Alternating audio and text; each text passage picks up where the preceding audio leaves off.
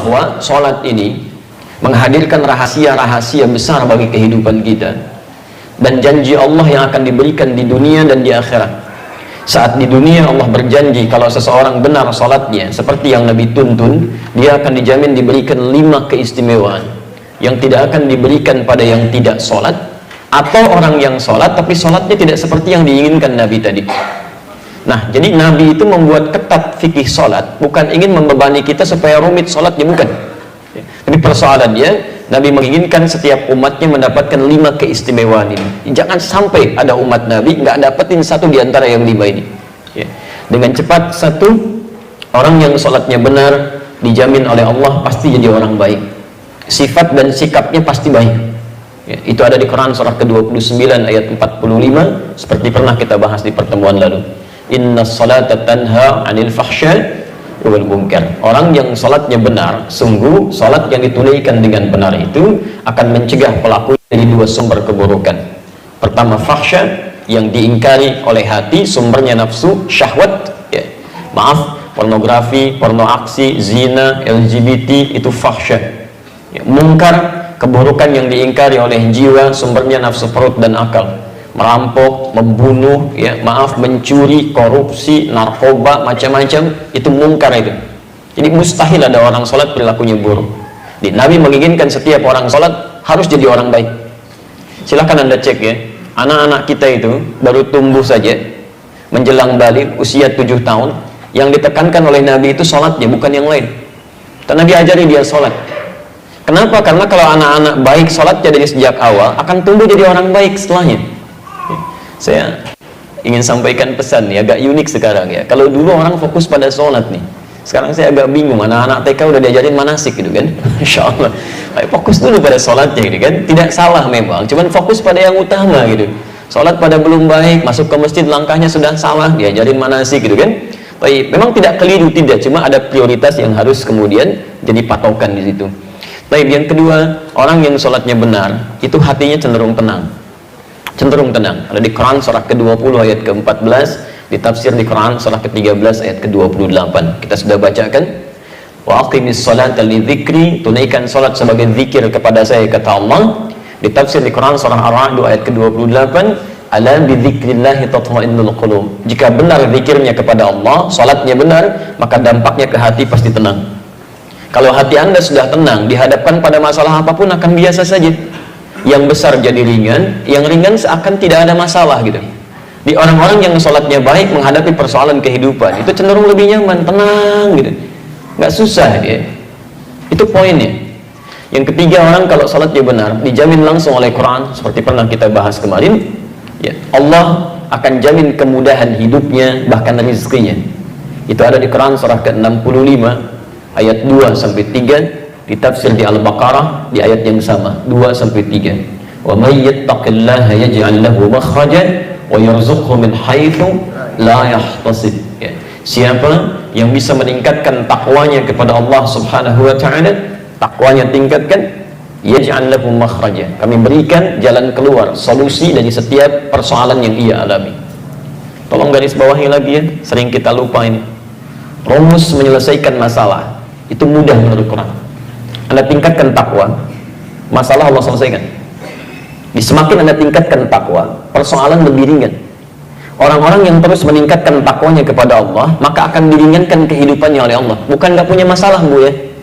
Sama, dia punya masalah. Cuman saat akan dihadapi, Allah sudah ringankan masalahnya, sehingga seakan-akan seperti nggak punya masalah. Jangan Anda kira misalnya para ulama, ya, misal para kiai, para ustadz, atau orang-orang yang sebagian dekat dengan Allah nggak punya masalah. Mungkin banyak masalahnya, mungkin banyak. Kadang-kadang masalah orang juga ikut dipikirin juga gitu kan. Silakan Anda cek. Apa Anda pikir pulang pengajian ustadz selesai? Tidak. SMS kadang penuh lagi, kadang ada yang nanya via email lagi. Ya, diri sendirinya mungkin nggak punya masalah, masalah orang ikut dipikirin. Ya. Nah, tapi alhamdulillah, ya, beberapa keadaan dibuat ringan. Ya, bukan nggak punya masalah, tapi diberikan keringanan ya dengan beberapa hal yang Allah kemudian berikan aturannya. Dan Anda tidak harus menjadi ustadz atau ulama untuk mendapatkan ketakwaan kepada Allah. Abu Bakar seorang pebisnis, ya. Uthman seorang pebisnis, Umar bin Khattab seorang birokrat. Ketika dekat dengan Allah, ringan masalah kehidupannya. Tayyib. Nah, bagaimana cara meningkatkan takwa? Kalimat takwa disebutkan 115 kali dalam Al-Quran.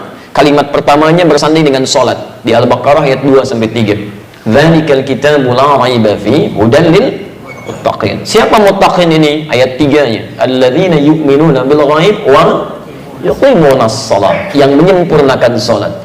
Jadi kalau Anda punya persoalan dalam kehidupan, padahal sholat tiap hari 5 waktu plus sunnahnya belum selesai juga, maaf, bukan karena sholatnya, mungkin cara kita menunaikannya yang belum sempurna. Karena bahasa Qurannya menyempurnakan sholat, bukan cuma asal sholat. Taib. Yang keempat, orang yang sholatnya benar dijamin langsung oleh Al-Quran, setiap doa yang ia mohonkan kepada Allah itu akan disegerakan untuk dijawab. Disegerakan untuk dijawab. Masya Allah, ya. Itu sudah kita contohkan di bulan lalu. Bahkan contoh yang sangat luar biasa, yang kata manusia nggak mungkin terjadi, kata Allah tidak ada yang mustahil. Itu contoh di Quran surah ketiga Ali Imran ayat 38-39, posisi paling kanan sebelah atas di pojok, ya, yang sudah berumah tangga puluhan tahun, sudah sepuh, rambutnya sudah memutih, fisiknya sudah letih, istrinya maaf divonis menopause dan mandul, kata dokter nggak mungkin nih, ya, ada keturunan. Tapi apa yang terjadi? Teruskan aja ya. Antum kan sudah sholat, tenang aja deh. Baik. Urusan lampu padam nyala, urusan kita ta'lim. Baik. Jadi apa yang terjadi? Suaminya kemudian sholat, memohon kepada Allah dalam sholatnya dan dikabulkan dan punya keturunan dia.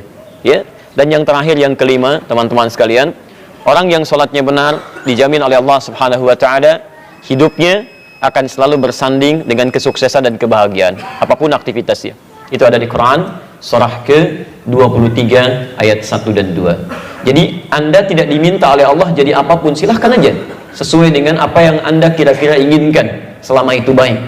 Yang penting kaidah Qurannya soleh, ya, menjaga aturan Allah, dekat dengan Allah. Quran surah ke-7 ayat 189. Anda mau jadi pembisnis, silahkan pembisnis yang soleh. Anda jadi diplomat, silahkan diplomat yang soleh. Anda mau jadi tentara, polisi, silahkan tentara polisi yang soleh. Ya, Anda mau jadi apapun silahkan sepanjang Allah ridha, itu saleh. Nah, dijamin oleh Quran, jika benar salat Anda khusyuk ditunaikan, maka semua profesi Anda akan dibimbing oleh Allah mencapai puncak kesuksesan terbaik dan bahagia hidupnya. Ya, dalilnya Quran surah ke-23 ayat 1 dan 2. Qad aflahal mu'minun. Orang yang imannya benar pasti akan mencapai kesuksesan dan kebahagiaan dalam setiap aktivitas hidupnya. Apa ciri pertamanya? Ayat 2-nya. Alladzina hum fi salatihim khashi'un. Jadi rahasia di balik perintah Nabi, ketatnya aturan Nabi terkait persoalan salat ini bukan semata persoalan fikih, tapi Nabi ingin memastikan semua umatnya, satu, baik sifat dan sikapnya, kedua, tenang dalam menjalani kehidupan, ketiga, mudah dalam mengatasi persoalan, keempat, bila cepat dikabulkan Allah, dan kelima, apapun profesi mereka bisa mencapai puncak kesuksesan yang diharapkan dan bahagia kehidupan.